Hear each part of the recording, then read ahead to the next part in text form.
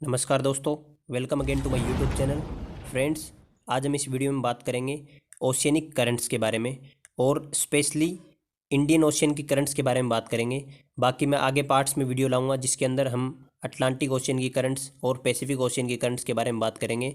तो चलिए दोस्तों, वीडियो की शुरुआत करते हैं। उससे पहले मैं आपको बता देना चाहता हूँ कि करंट्स के फ्लो के अंदर और विंड के डायरेक्शन के अंदर कोरियोलिस फोर्स का बहुत ज़्यादा इंपॉर्टेंस होता है। वो वीडियो अगर आपको देखनी है कोरियोलिस फोर्स क्या है और इसका क्या क्या इम्पैक्ट होता है इक्वेटर के ऊपर, इक्वेटोरियल रीजन के अंदर और पोल्स के ऊपर, तो आप आई बटन पर क्लिक करके वो वीडियो देख सकते हैं। मैंने कल ही अपलोड की है और बहुत अच्छी वीडियो है। एग्जाम के अंदर अगर कोरियोलिस फोर्स से क्वेश्चन आया तो उस वीडियो के बाहर कोई भी क्वेश्चन नहीं आएगा, ये मेरा दावा है आपसे।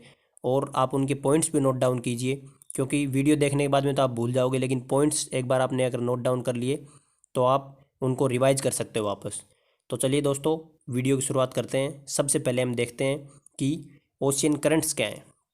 ओशियन करंट्स कंसिस्ट होती हैं vertical and horizontal components of circulation system of water, यानी जो भी समुद्र के अंदर पानी का ऊपर नीचे जो भी बहाव होता है और उनको करंट्स बोलते हैं।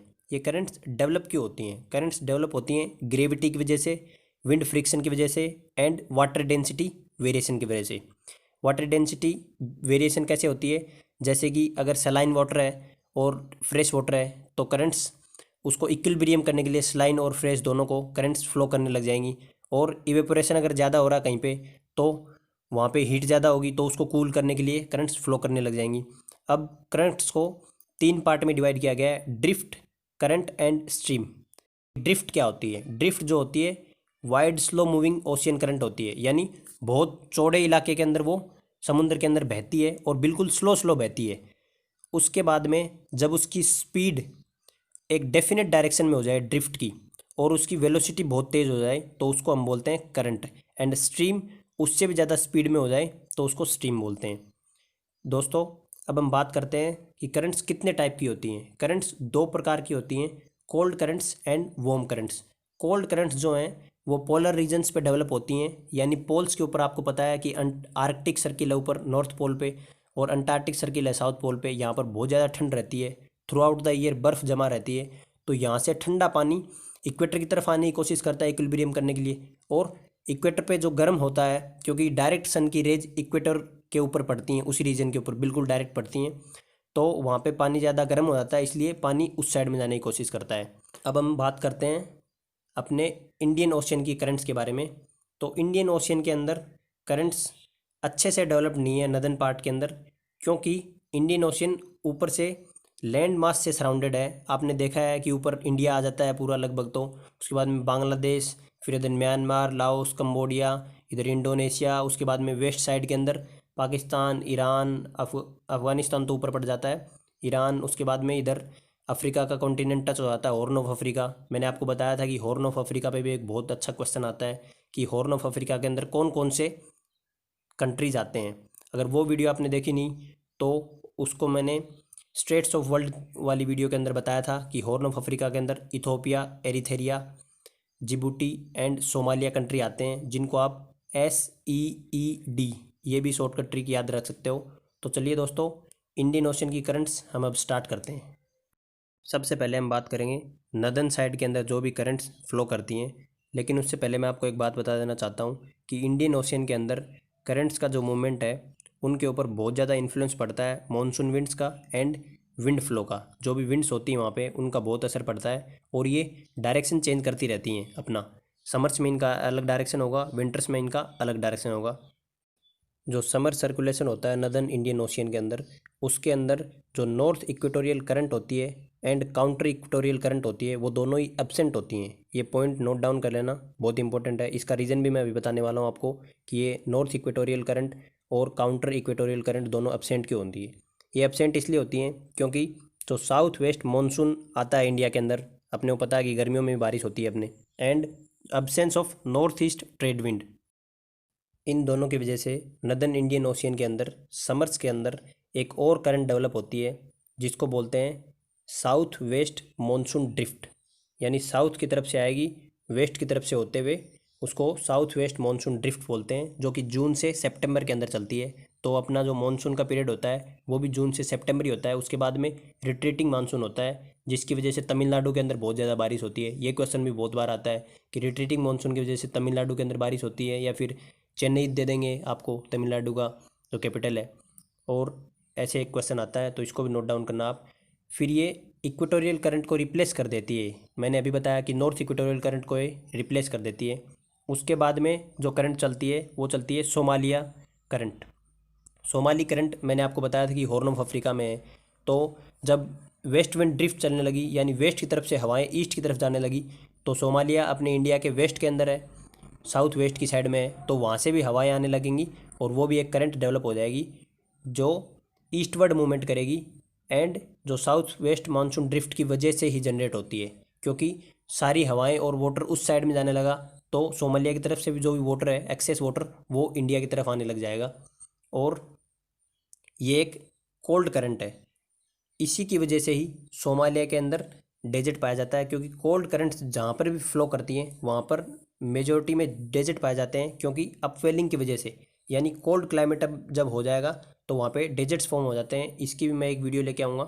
तो अब हम बात करते हैं विंटर्स के अंदर नदर्न हेमिस्फीयर में करंट्स का क्या सर्कुलेशन होगा। जैसे कि मैंने आपको बताया था कि नॉर्थ इक्वेटोरियल करंट एब्सेंट हो जाती है समर्स के अंदर because of south west trade winds, and जो नॉर्थ ईस्ट ट्रेड विंड्स होती हैं वो एब्सेंट होती हैं, साउथ वेस्ट ट्रेड विंड्स नहीं, साउथ वेस्ट मानसून की वजह से। तो विंटर के अंदर ये वापस रीअपेयर हो जाती है north equatorial current under the influence of north east trade winds, क्योंकि नॉर्थ ईस्ट ट्रेड विंड्स जो गायब हो गई थी वो वापस से चलने लग जाती हैं, इसीलिए ये नॉर्थ इक्वेटोरियल करंट भी चलने लग जाती है। और जो नॉर्थ ईस्ट मानसून ड्रिफ्ट होती है, नॉर्थ ईस्ट मानसून ड्रिफ्ट मतलब अब वो मानसून जो इंडिया के अंदर इंटर की थी विंड्स, वो वापस से रिट्रीट करेंगी, इसलिए वो नॉर्थ की तरफ से आएंगी और ईस्ट इधर से होते हुए वो वापस से आएंगी।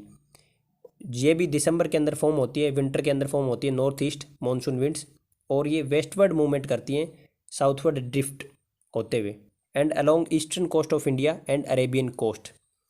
This generate anti clockwise circulation in Arabian sea and bay of Bengal completing the cycle. क्योंकि यहाँ से अपन ने देखा था कि समर्स के अंदर वो विंड्स, साउथ वेस्ट विंड्स, ऐसे मानसून विंड्स अंदर गई इंडिया के, और बाद में वापस से रिट्रीट होते इसमें ईस्ट की तरफ से आके, और ये पूरा इन्होंने equatorial current, north equatorial current वापस से इन्होंने स्टार्ट कर दिया, तो इन्होंने एक सर्किल कंप्लीट कर दिया। चलिए अब हम बात करते हैं साउदर्न इंडियन ओशियन के अंदर कौन कौन सी इंपॉर्टेंट करंट्स हैं, और इस सर्कुलेशन को भी हम कंप्लीट करेंगे।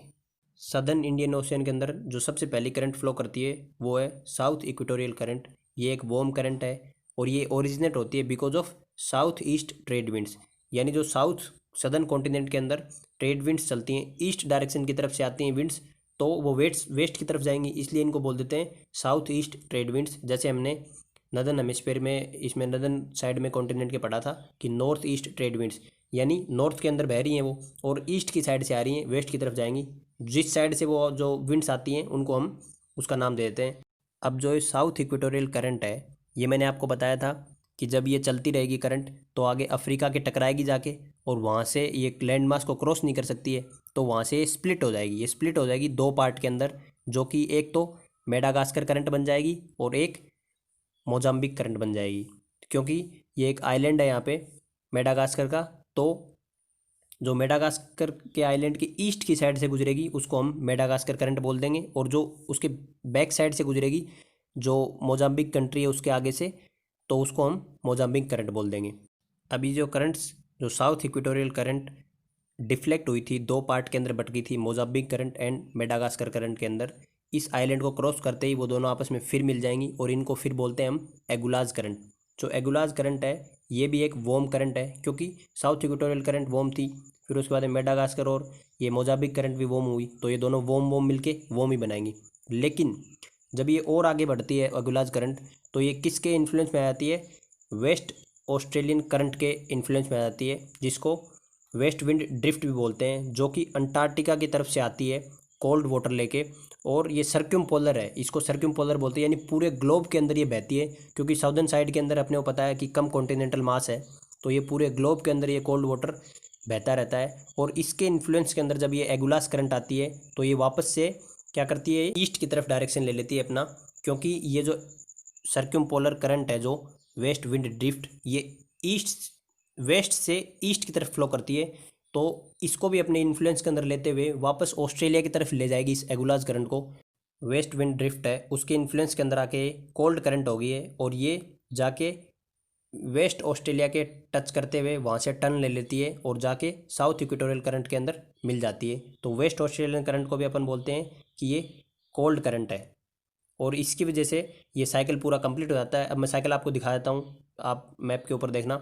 जैसे साउथ इक्वेटोरियल करंट चली ईस्ट से वेस्ट की तरफ, जाके अफ्रीका के उधर वो टकराई, दो भागों में डिवाइड हुई, Mozambique current and Madagascar current बनी, दोनों वार्म करंट हैं। फिर वो दोनों वहाँ से निकल के आपस में मिली तो एगुलाज करंट बनी, फिर से वार्म करंट है। एगुलाज करंट इसका नाम इसलिए दिया जाता है क्योंकि ये केप ऑफ एगुलाज के पास में मिलती है, तो इसलिए इसका एगुलाज करंट नाम पड़ गया। मेडागास्कर के पास से गुजर रही थी तो इसका मेडागास्कर नाम पड़ गया। मोजाम्बिक कंट्री के पास से गुजर रही थी तो इनका मोजाम्बिक नाम पड़ गया। मतलब ज़्यादातर जो कंट्रीज़ के पास में या जो जिस सिटी के पास में होके गुजरती है वही नाम इनका दे दिया जाता है। फिर ये एगुलाज करंट वेस्ट विंड ड्रिफ्ट, जो कि एक सर्क्यूम पोलर सर्कुलेशन है वाटर का, कोल्ड वाटर का, अंटार्कटिक ओशियन से आता है, तो उसकी वजह से ये वापस से ईस्ट की तरफ मुड़ गई और वेस्ट ऑस्ट्रेलिया के साइड से निकलते हुए वापस से साउथ इक्वेटोरियल करंट के अंदर मिल गई, तो ये सर्कुलेशन कंप्लीट हो गया। तो दोस्तों इसी के साथ वीडियो कंप्लीट होती है। हम अब अगली वीडियो में मिलेंगे, तब तक गुड बाय, टेक केयर।